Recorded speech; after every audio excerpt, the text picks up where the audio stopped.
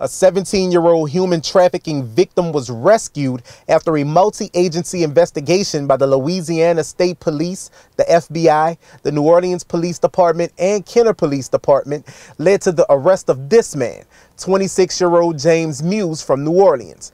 A representative for the Louisiana State Police said through an interview they identified Muse as the girl's pimp. In the case of sexual trafficking of young women, that's right, the people who prey on them are often referred to as pimps. Jim Kelly, the executive director of the Covenant House of New Orleans, says that there is very little data being kept on human trafficking affecting cities in the United States.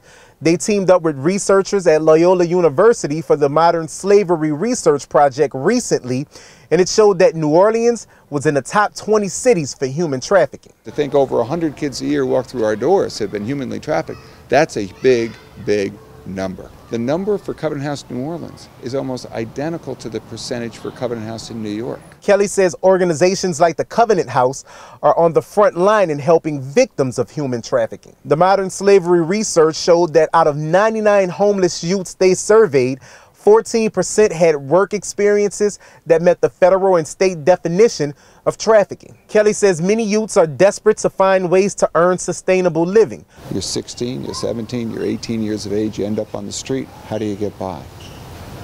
Petty crime, dealing drugs, maybe taking drugs for self-medication, sleeping with someone in order to have a roof over your head. And for many, ultimately, prostitution. And the research showed creating more work opportunities and job training skills for young people are critical to prevention. We're going to dress you for success. We're going to put you through mock interviews. And then we're going to start talking to you about places like the Natchez or like the Hyatt or like the Marriott who hire our kids. And while the 17-year-old girl in this case was rescued, Kelly says many human trafficking victims have a hard time escaping.